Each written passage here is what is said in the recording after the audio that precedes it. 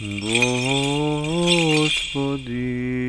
Исусе Христе, Сине Божий, помилуй меня грешного. Svetio Duh, amin. Возлюбени во Христа Бога, братья и сестры, Христос се роди! Истина се роди! Христос се роди! Истина се роди! Христос се роди! Истина се роди! И ни ја донесе радоста од предвестуваното спасение.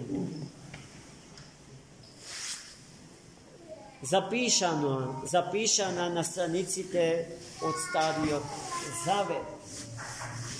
Целиот Стар Завет опрашање се огромни историски епохи.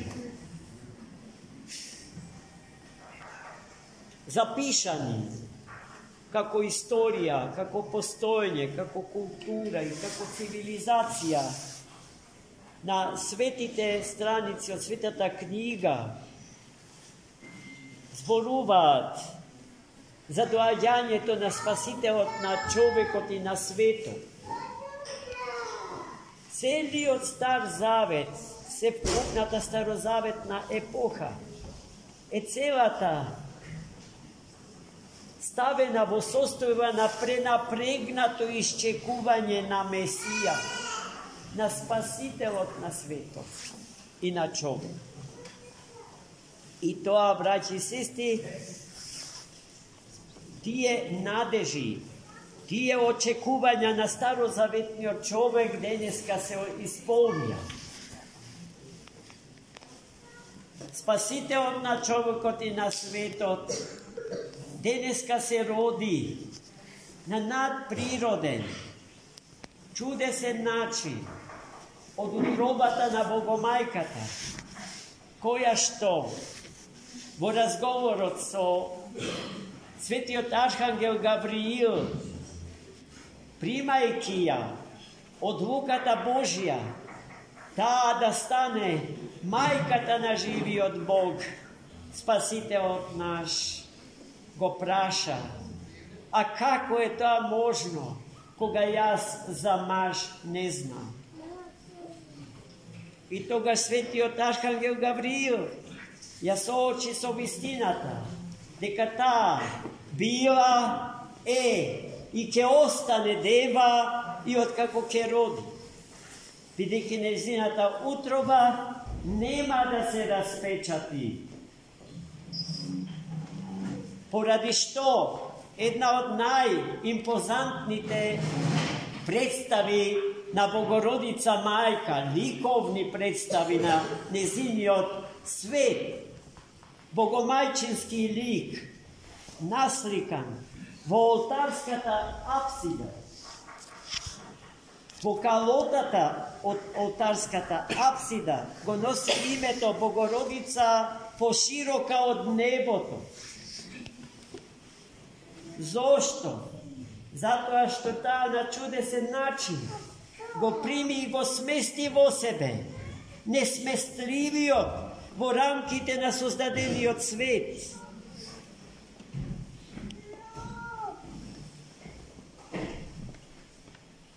А го смести така што незината утроба на чудесен начин стана поширока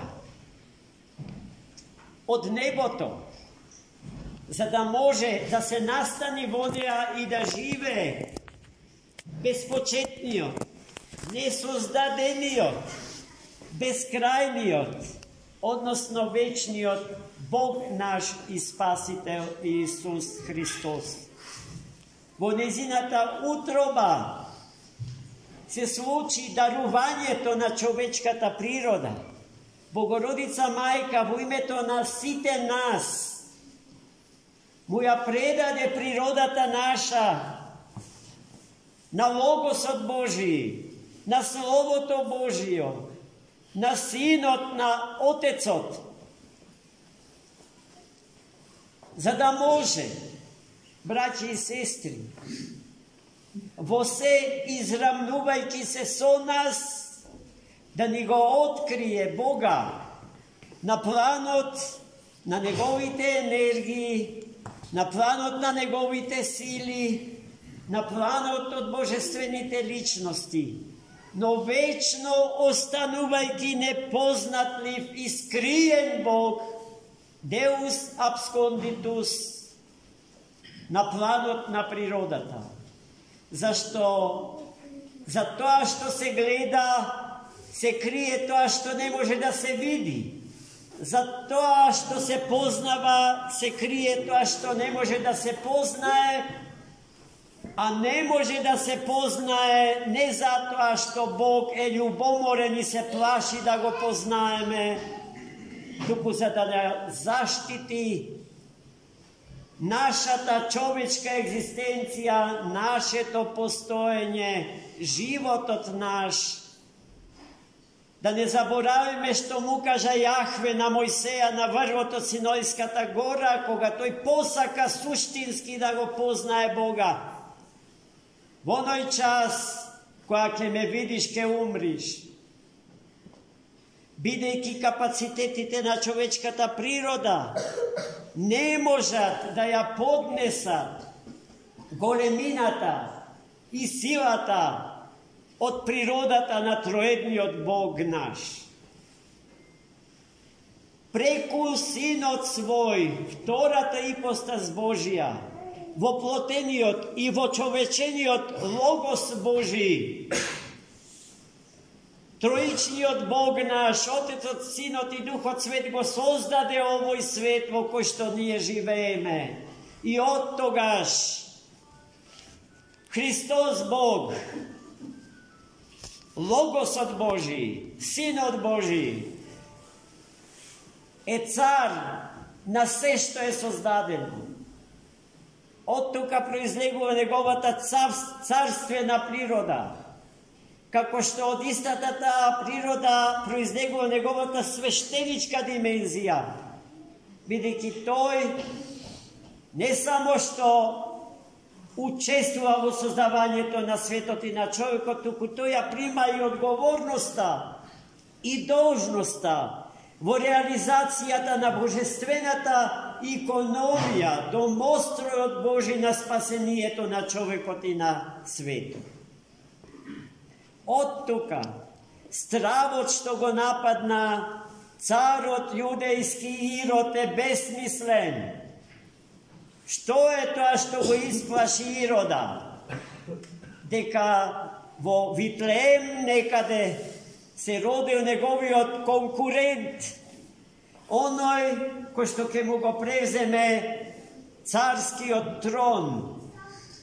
И затоа уште веднаш, од кога ја чута вест од устата на тројцата звездочатци од истокот, во него веќе се роди план како да го ликвидира Христа, својот конкурент на тронот. Во што е глупоста на Ирода? Во тоа што царот на славата, царот на се што постои, го сведува на едно парче земја наречена Јудеја. Тој кој што е господар на се, што е видливо и невидливо, а го има и постои, смешно е да прифати контрола и власт над неколку километри квадратни. Но ние луѓето се грабиме по тие малечки димензии, низ кои што се движиме и од камењата се сопињаме.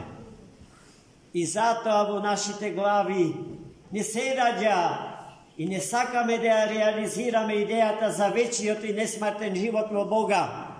Туку за тоа колку повеќе ќе приграбиме сега и овде. И на тој начин да покажиме сила преку мускулите. Не случајно денеска токму тие спортови се најпопуларни меѓу младите. Зашто во силата на телото се гледа моќта на човекот. А одамна, од давни времиња, е кажано дека силата не е во мускулите, туку во духот. Сетете се на светиот кнез руски Александар Невски во битката со шведскиот народ. Тој тоа им го кажа: не темелете ја вашата сила во топузот, во мускулите ваши, туку во духот, во срцето, во умните сили човечки. И така Христос, браќа и сестри, ни се роди во Витлеем, во јаслите, од еден од многуте вертепи витлеемски. Се роди крајно скромно, во вертеп, во штала се роди.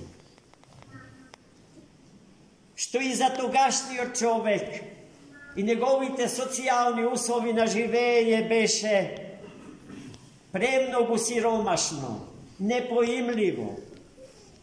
Таков Бог еврејскиот народ не можеше да воспреми, да го разбере. Тој ли е тој Месија што ќе не спаси?